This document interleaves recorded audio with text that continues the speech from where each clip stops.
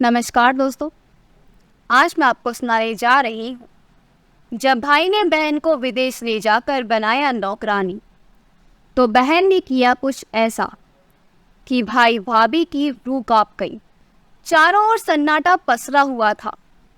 मोहन जी को कुछ समझ में नहीं आ रहा था कि वह क्या करे।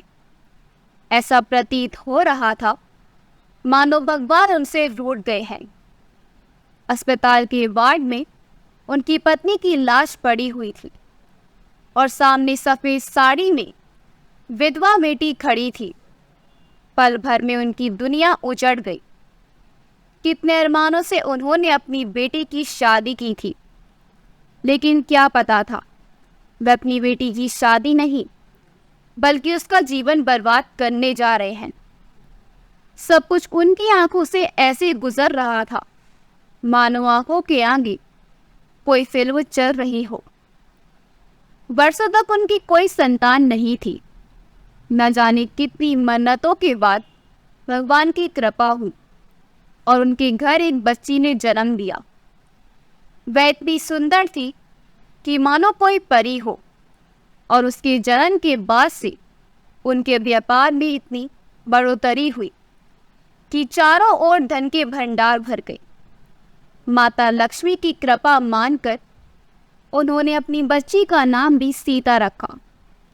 दोनों पति पत्नी ने फूलों की सेज पर बेटी को पाला, जीवन की हर खुशी दी। विवाह के योग्य हुई तो एक अच्छे घराने की सुंदर सुशील लड़की से शादी करवाई। इस शहर का सबसे ऊंचा घराना और रईस परिवार था। उन लोगों ने सामने से आकर उनकी बेटी का हाथ मांगा था। एक बार उनके मन में शंका भी हुई, कितने बड़े लोग खुद से ऐसे आकर उनकी बेटी का हाथ मांग रहे हैं। परंतु उन लोगों ने कहा कि रिश्तेदारी में हमने आपकी बेटी की बहुत तारीफ सुनी है, इसलिए हम अपने इकलौते बेटे के लिए आपकी बेटी का हाथ मांगने आए हैं। हमें ऐसी ही सुशील लड़की की तलाश थी। शादी हुई, बेटी अपने घर गई। मोहन जी और उनकी पत्नी दोनों ने भगवान को धन्यवाद किया कि उनकी बेटी इतने अच्छे घर में ब्याही गई। उधर सीता का अपने ससुराल में पूरे रीति रिवाज और शानो शौकत के साथ स्वागत हुआ।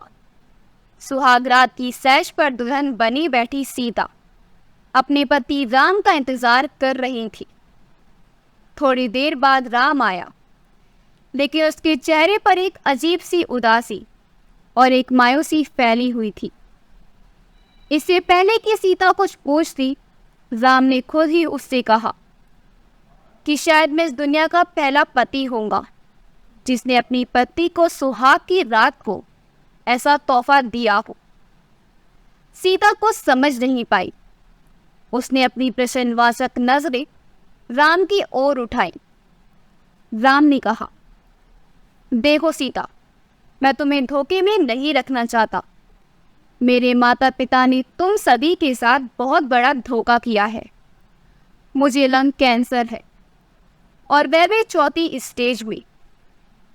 पहले ये बीमारी किसी भी डॉक्टर की पकड़ में नहीं आ पाई, और जब तक इस बीमारी के बारे में पता चला तब तक बहुत देर हो चुकी थी। मैं अपने माता पिता का इकलौता बेटा हूँ, इसलिए वंश को चलाने के लिए उन लोगों ने ये नाटक किया। उन सब की इच्छा है कि अगर 3-4 महीने में बहू गर्भवती हो जाती है तो उस बच्चे से इनका वंश चलता रहेगा। इतना कहने के बाद राम फूट फूट कर रो पड़ा। सीता अवाक रह गई। सचमुच शादी की पहली ही रात किसी पति ने अपनी पत्नी को अपनी मृत्यु के बारे में नहीं बताया होगा। परंतु अब तो कुछ नहीं हो सकता। शादी हो चुकी है, परंतु क्या जाने कि शायद राम ठीक ही हो जाए। सीता कुछ बोल नहीं सकी। क्या कहती? 2-4 दिनों के बाद सीता के पिता आकर उसे पग फेरे की रस्म के लिए मायके ले गई। सीता अपने पिता के साथ गई तो जरूर, परंतु अगले दिन वापस अपने ससुराल चली आई। वह नहीं चाहती थी कि उसके माता पिता ये सच्चाई जाने। उधर लाख कोशिशों के बावजूद राम की तबीयत बिगड़ गई और शादी के 4 महीने के बाद राम इस दुनिया से चला गया। सीता मां नहीं बन पाई, परंतु राम की विधवा जरूर बन गई। सीता के ससुराल वाले राम की मृत्यु के पश्चात नहीं चाहते थे कि उनकी बहू सारी प्रॉपर्टी की हकदार बने। उन्होंने तो सोचा था कि अगर इस बीच सीता मां बन जाती है तो उस बच्चे को उसका मालिक बनाएंगे, परंतु एक पराई लड़की को अपनी जायदाद का स्वामी नहीं बनाना चाहते थे। इसलिए उन्होंने सीता को मनहूस कहकर घर से निकाल दिया और अपनी सारी प्रॉपर्टी अपनी बेटी और उनके बच्चों के नाम कर दी, ताकि बाद में कानूनी तरीके से भी सीता या उसके परिवार वाले उसकी जायदाद नहीं हासिल कर सके। मोहन और उनकी पत्नी को सारी सच्चाई पता चली तो उनके पैरों के नीचे से जमीन खिसक गई। अपने दामाद की मृत्यु की खबर सुनते ही मां को दिल का दौरा पड़ा और वह आईसीयू में अपने जीवन की लड़ाई लड़ रही थी और फिर लाख कोशिशों के बाद अपना जीवन हार गई। मोहन जी अस्पताल में खड़े एक बार अपनी बेटी को देखते, दूसरी बार अपनी पत्नी के पार्थिव शरीर को। उन्हें समझ में नहीं आ रहा था कि क्या करें। एक साथ हुए इन दो हादसों को उनका हृदय नहीं सह पाया और वहीं बैठे बैठे दिल का दौरा पड़ा और देखते देखते उनके प्राण पखेरों उड़ गए। सीता बेचारी तो जैसे सुन्न रह गई। ना जाने विधाता ने किस जन्म का बदला लिया था। देखते ही देखते पल भर में ही उसका सब कुछ खत्म हो गया। दूर के रिश्तेदारों और समाज वालों की मदद से उसने अपने माता पिता का क्रियाकर्म किया। धीरे धीरे सारे लोग चले गए, सिवाय उन लोगों के जिनकी नजरें मोहन जी की प्रॉपर्टी पर थी। मोहन जी का रियल एस्टेट का कारोबार था। मोहन जी का, जो कि उनकी मृत्यु के पश्चात सीता ही संभालने वाली थी। बाजार में लगी सारे पैसे डूब गए। बचा रह गया तो सिर्फ उनका मकान, लंबा चौड़ा बगीचा और उनका ऑफिस। महीनों तक सीता दुख में डूबी रही। धीरे धीरे सारे पैसे खत्म होने लगे। घर चलाना मुश्किल हो रहा था। हार कर उसने एक प्राइवेट स्कूल में टीचर की नौकरी कर ली। एक जिंदा लाश की तरह मशीनी अंदाज में वह जी जा रही थी। इसी बीच अचानक एक दिन उसकी मौसी का लड़का रवि उससे मिलने आया। बचपन से ही उसकी सीता से खूब पटती थी। दोनों भाई बहन में बहुत प्रेम था। बाद में सीता का मौसेरा भाई अपनी पढ़ाई पूरी करने विदेश चला गया और फिर वहीं बस गया। इतने सालों बाद उसे आया देख सीता हैरान तो हुई, लेकिन अपने प्रति उसका लगाव और स्नेह देखकर उसे खुशी भी हुई कि चलो इतनी बड़ी दुनिया में कोई तो है जिससे उसकी परवाह है। रवि अपनी तरफ से पूरी कोशिश करता कि सीता खुश रहे, हमेशा मुस्कुराए, परंतु कितने दिन। उसे भी फिर वापस जाना था और फिर एक दिन रात के खाने के वक्त रवि ने सीता से कहा कि देखो सीता, ना मौसी जी है और ना मौसा जी। इतनी बड़ी दुनिया में तुम अकेले कैसे रहोगी?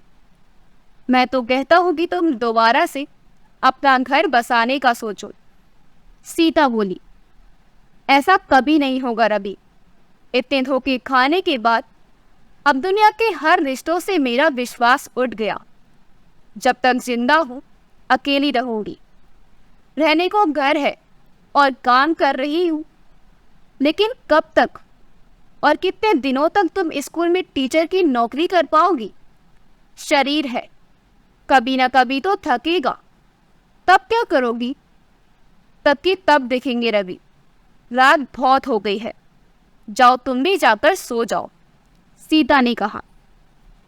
रवि को तो सीता ने चुप करा दिया, परंतु वह खुद बिस्तर पर करवटें बदलती सोचती रही कि रवि ठीक ही तो कह रहा है।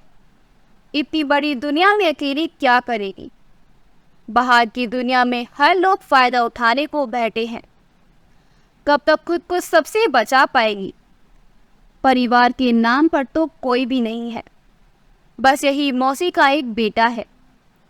इसी सोच में मैं कब सो गई पता नहीं चला। अगले दिन रवि ने कहा कि मैं सिर्फ तुमसे मिलने आया था सीता, मुझे वापस जाना होगा। रवि वापस चला गया। जाने के बाद भी वह रोज सीता को फोन करता और अपनी पत्नी और बच्चों से भी बात कराता। धीरे धीरे सीता का मन भी डोलने लगा और फिर एक दिन उसने कुछ निश्चय लिया। सीता सारी रात अपनी भविष्य के बारे में सोचती रही। अपने जीवन में इतने सारे धोखे खाने के बाद किसी पर भी सहज रूप से विश्वास करने को उसका मन नहीं चाह रहा था। इतनी कम उम्र में इतने धोखे उठाने के बाद और अपने अकेलेपन के कारण वह धीरे धीरे डिप्रेशन में जाने लगी, जिसको लेकर मन में नकारात्मक भाव उत्पन्न होने लगे।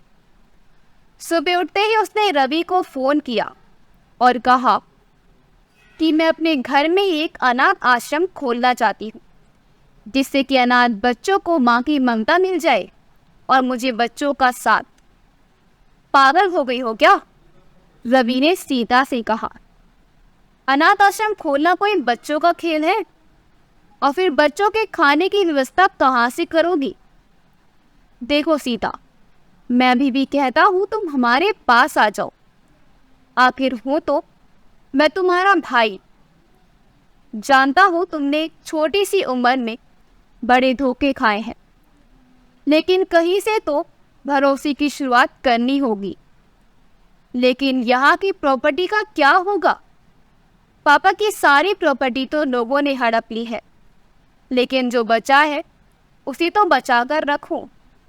मेरे चले जाने के बाद तो यह भी नहीं बचेगी। और फिर अमेरिका का रहन सहन, वहाँ की भाषा मेरी समझ में तो कुछ भी नहीं आएगा, और ना ही मेरी इतनी अच्छी अंग्रेजी है कि मैं वहाँ जाकर किसी से कुछ बात भी कर सकूं। सीता ने एक उलझन भरे स्वर में कहा। तुम हाँ तो करो सीता, मैं सारी व्यवस्था कर दूंगा, रवि ने कहा। और कुछ दिनों के बाद रवि वापस भारत आया। उसने सीता के पिता के पुराने स्टाफ गोविंद को बुलाकर घर, जमीन और ऑफिस की जिम्मेदारी दे दी। बाकायदा एग्रीमेंट पेपर पर लिखित कराकर के साथ, और फिर वह सीता को लेकर अमेरिका रवाना हो गया। हवाई जहाज में खिड़की के बाहर देखते हुए सीता को ऐसा लग रहा था मानो वह किसी दूसरी दुनिया की शहर कर रही हो। और इस तरह सीता आखिर रवि के साथ अमेरिका उसके घर पहुंच ही गई। रवि की पत्नी ने खुले मन से सीता का स्वागत किया। रवि के 2 छोटे छोटे बच्चे थे। दोनों कितने प्यारे थे कि सीता उन्हें देखकर ऐसा लगा मानो अपने सीने से लगा ली। उसने अपनी बाहें फैलाई थी, लेकिन फिर अपने हाथों को समेट लिया। क्या पता रवि की पत्नी मीरा को ये अच्छा लगे न लगे।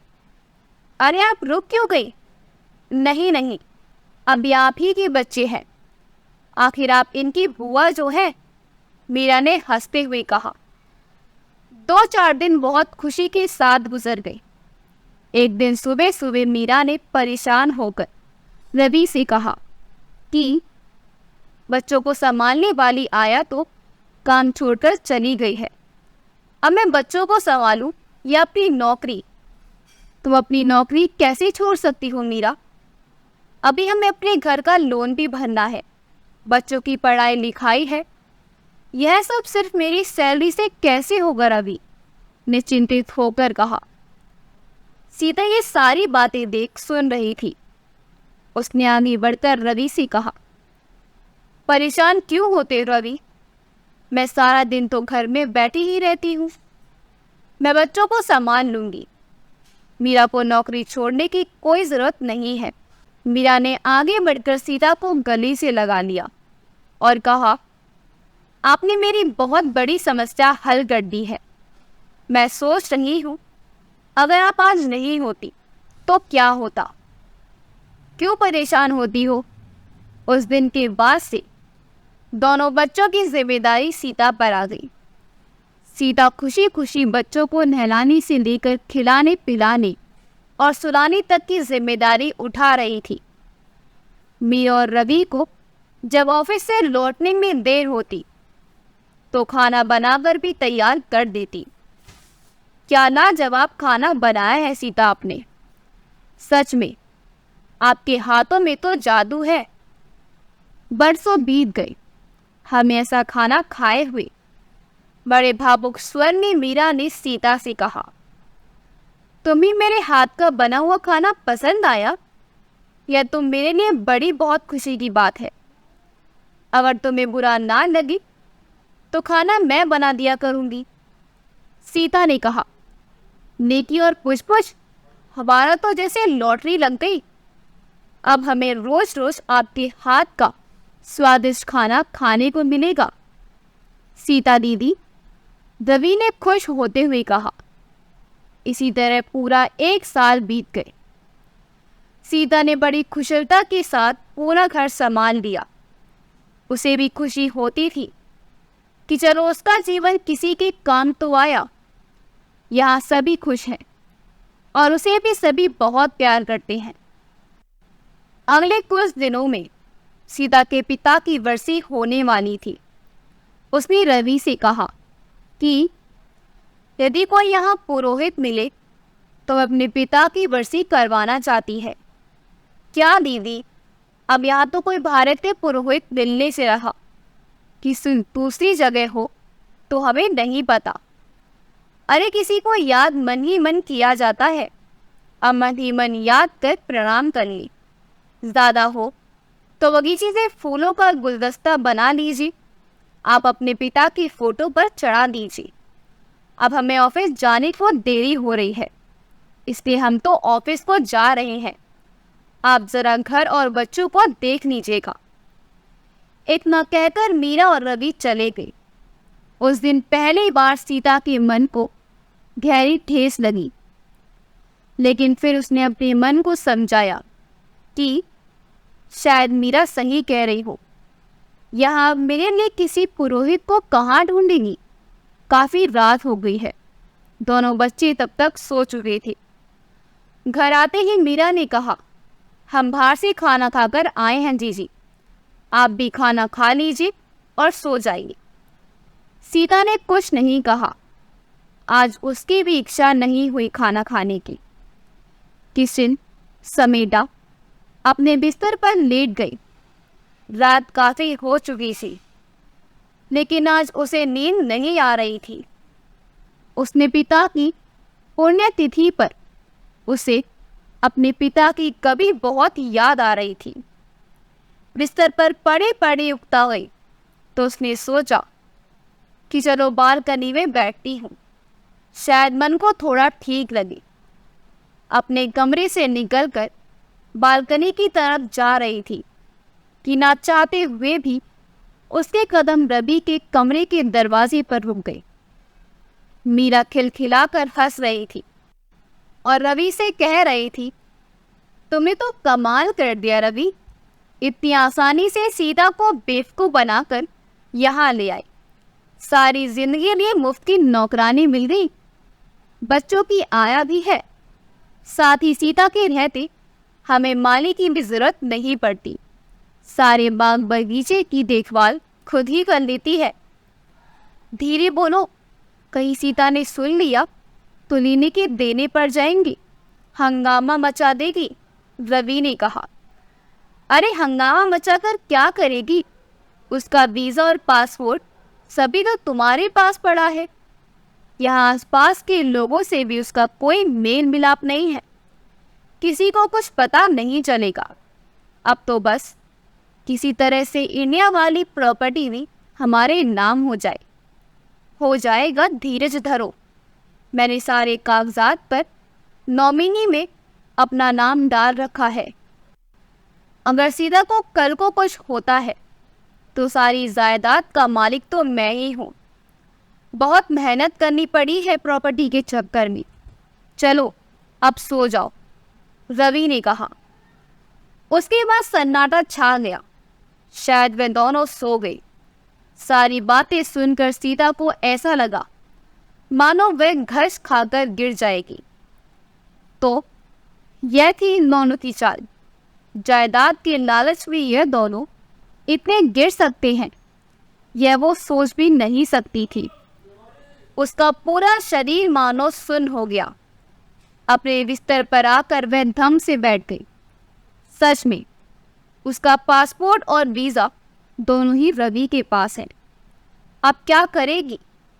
क्या सारे जिंदगी उसे यहाँ कैद इस घर में नौकरानी की तरह रहना होगा? वह फूट फूट कर रो पड़ी। लेकिन फिर उसने सोचा कि नहीं, वह इतनी जल्दी हिम्मत नहीं हारेगी। उसे हर हाल में यहाँ से अपने देश लौटना ही है।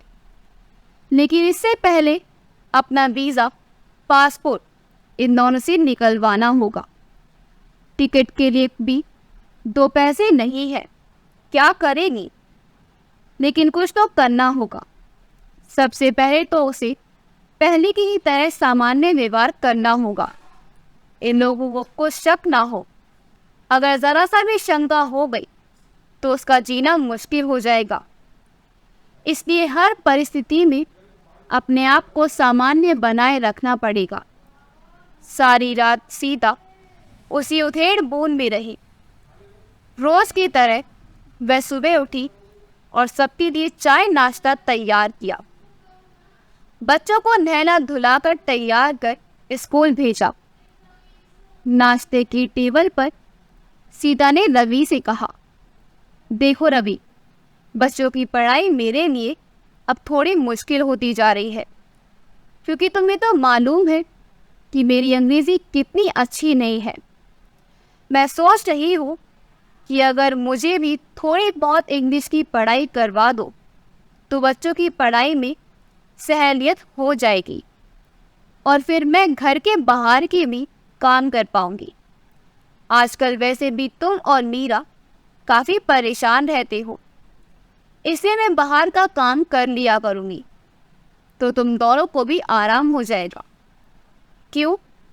मीरा और रवि ने आंखों ही आंखों में एक दूसरे को देखा और मुस्कुराते हुए कहा, हाँ हाँ क्यों नहीं। यदि तुम चाहो तो मैं तुम्हें 1 घंटे के लिए कोचिंग सेंटर में भेज दिया करूँगा। शायद दोनों सोच रहे थे कि चलो अब हमें घर के बाहर के कामों से भी छुट्टी मिल जाएगी। सीता ने कोचिंग के लिए हामी भर दी। अब वह अपनी योजना के दूसरे चरण की तैयारी करने लगी। जीवन के रंगमंच पर सीता बड़ी कुशलता के साथ अभिनय कर रही थी। करती क्या, बेचारी जिस तरह कदम कदम पर उसे धोखा मिल रहा था, लोग उसके साथ छल कर रहे थे, तो ऐसे में बेचारी बनकर कितने दिनों तक रह पाती। दुख और विश्वता से उसका हृदय हाहाकार कर रहा होता, परंतु होठों पर मुस्कान बनी रहती। सीता ने जिस कोचिंग क्लास में एडमिशन लिया, वहाँ कई देशों की भाषाएं सिखाई जाती थी। वहाँ सारे के सारे अनजान लोग थे, लेकिन फिर भी वह धीरे धीरे एक दूसरे की भाषा जाने बगैर सभी आपस में मिल गए थे और धीरे धीरे थोड़े इशारों में और थोड़े अपनी अपनी भाषाओं में बात करने लगे थे। उसी में साथ पढ़ने वाले एक लड़का सैम और सीता की दोस्ती हो गई। सीता के चेहरे पर उदासी के बादल छाए देखकर सैम ने कई बार उसे कुरेदने की कोशिश की, परंतु सीता उसे कुछ नहीं बता पाती। घर और बाहर दोनों का काम करते करते सीता बुरी तरह थक जाती थी। पहले तो मीरा बड़े प्यार से आग्रह करके काम के लिए कहा करती थी, लेकिन अब वह आदेश देने लगी थी। ये काम क्यों नहीं हुआ? अब तक क्या कर रही थी? आज तुमने खाने में यह क्यों नहीं बनाया? कब अचानक से कहती है कि आज घर पर किटी पार्टी है, मेरी सहेलियां आ रही हैं, इसलिए शाम की पार्टी की सारी तैयारी करके रखना। दिन से रात तक सीता रोबोट की तरह काम करने और साथ में ताने भी सुनती। उस रात सीता को बहुत तेज बुखार था, सारा बदन टूट रहा था, इसलिए सुबह जल्दी आंख नहीं खुल पाई और बच्चों की स्कूल बस मिस हो गई। उसकी हालत देखे बगैर मीरा उस पर बम की तरह फट पड़ी। इंडिया में तुम्हें कोई पूछने वाला नहीं था सीता, हम तुम्हें यहाँ लेकर आए और महारानी की तरह रखा है, फिर भी तुम्हारे इतने नखरे हैं। तुम्हारी वजह से बच्चों की बस छूट गई। वह तो रवि ने आकर बात संभाल ली और मीरा को अंदर कमरे में ले गया और समझाते हुए बोला, अगर तुम इसी तरह सीता के साथ व्यवहार करोगी तो क्या पता यह घर से भाग जाए। जरा ठंडे दिमाग से काम लो मीरा, सोचो यह हमारे लिए सोने की अंडा देने वाली मुर्गी है, कुछ समय तो कंट्रोल करके रखो। सीता सब समझ रही थी, सब कुछ देख और सुन रही थी, परंतु अपने हालात के आगे मजबूर थी। अगले दिन जब वह कोचिंग क्लास गई तो उसका मुरझाया हुआ चेहरा देखकर सैम ने फिर उससे कहा, क्या बात है, तुम मुझे कुछ बताते क्यों नहीं? शायद मैं तुम्हारे लिए कोई मदद कर सकूं। सीता उस दिन अपने आप को रोक नहीं सकी और उसने सैम को सब कुछ बता दिया। सारी बातें सुनकर सैम हैरान रह गया। उसने कहा, तुम ज़्यादा पुलिस में कंप्लेन क्यों नहीं करती? नहीं, अभी मैं ऐसा कुछ नहीं कर सकती क्योंकि मेरा पासपोर्ट और वीज़ा दोनों रवि के पास है। पहले मुझे वह दोनों निकलवाने हैं, उसके बाद यदि तुम मेरी मदद करना चाहते हो तो तुम मुझे यहाँ का परमिट दिलवा दो ताकि उस घर से निकलने के बाद मैं कहीं और काम कर सकूं। सैम सोच में डूब गया। फिर उसने कहा, ठीक है, यहाँ मेरी काफ़ी जान पहचान है, मैं तुम्हारे लिए कोशिश करता हूँ, तब तक तुम वहीं रहो। सीता जब घर लौटकर आई तो देखा रवि घर पर ही था। उसने सुबह मीरा द्वारा किए गए व्यवहार के लिए माफ़ी मांगी और सीता के लिए कॉफ़ी बनाकर लाया। सीता ने कुछ नहीं कहा। कुछ दिनों के बाद सीता ने रवि से कहा, रवि, मुझे यहाँ आए 1.5 साल होने को आए।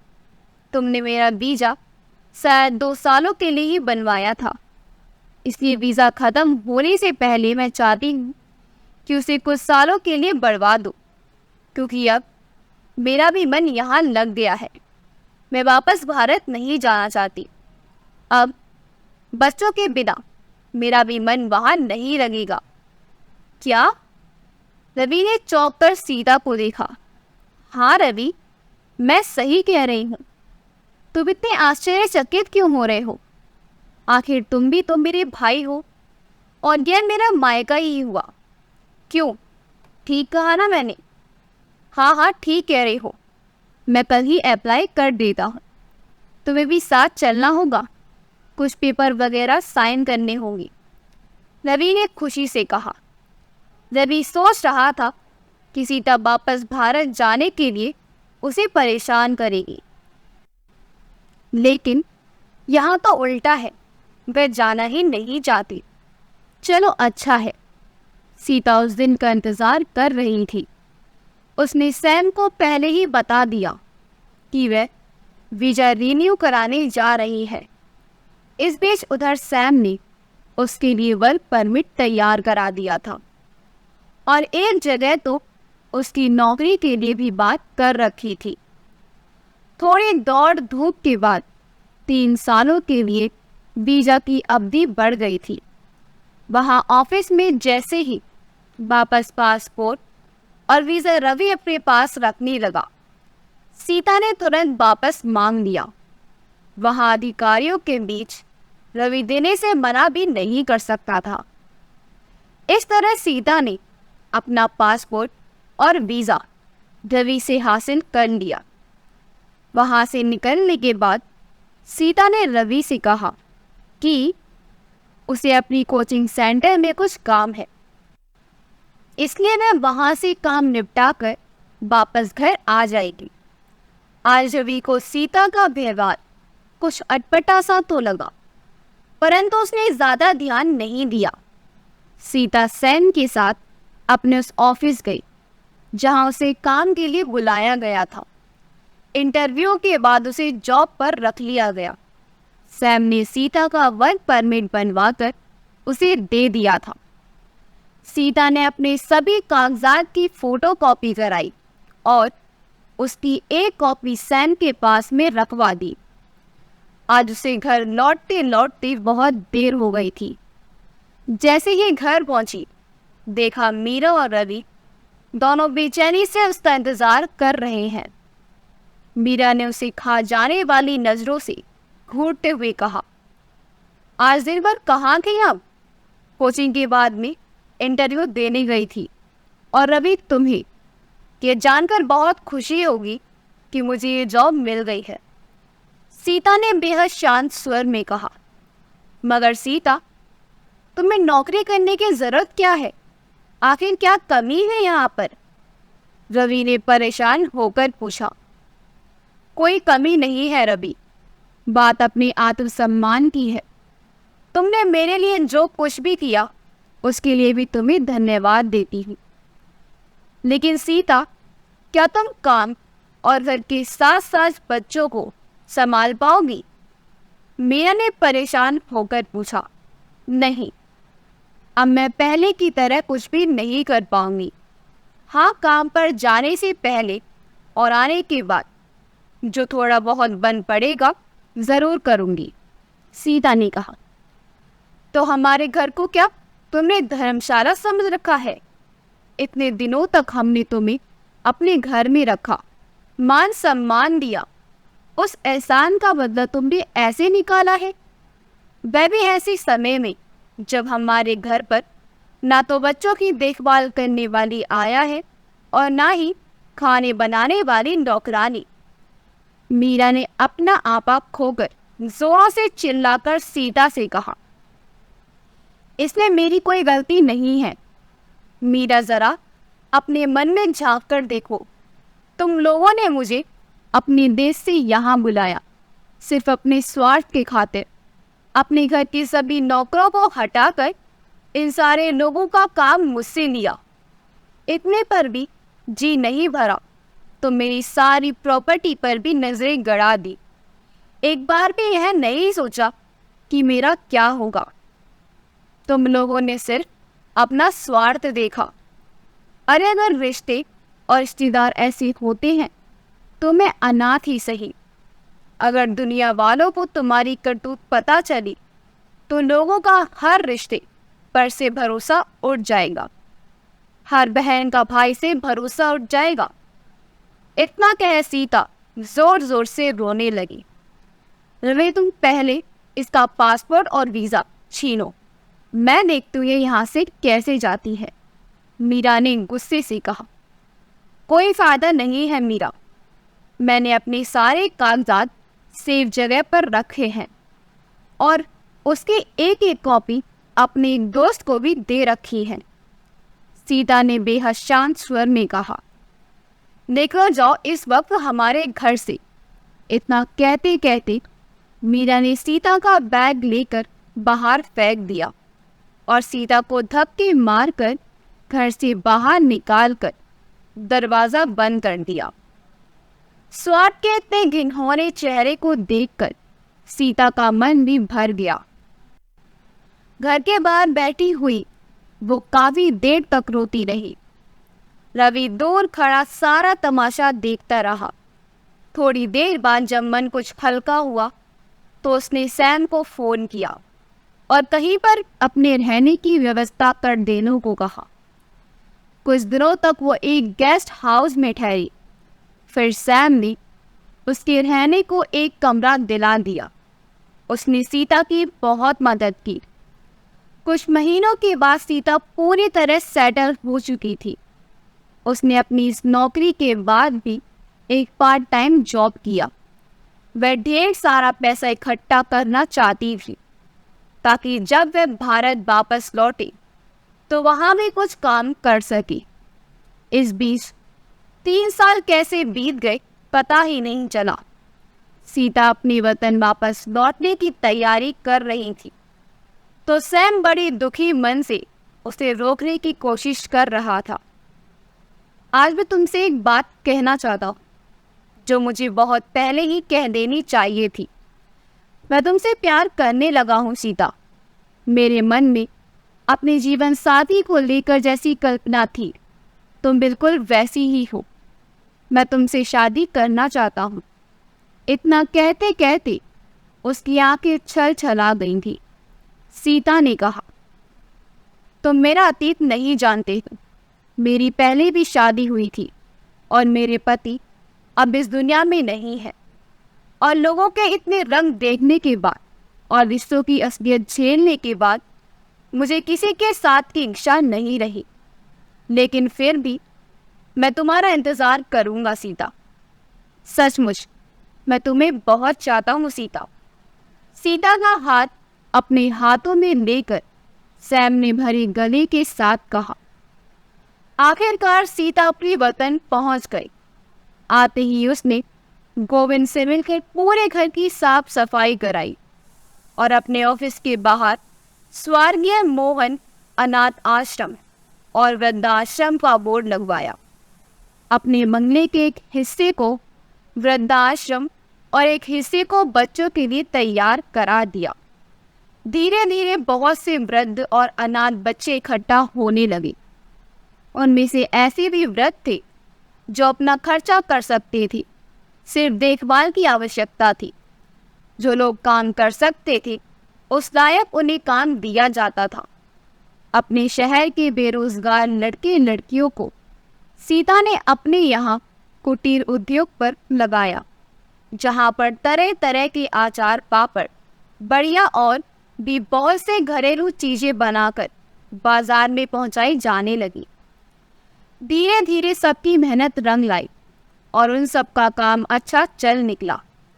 सीता ने बच्चों को सरकारी स्कूलों में दाखिला करा दिया।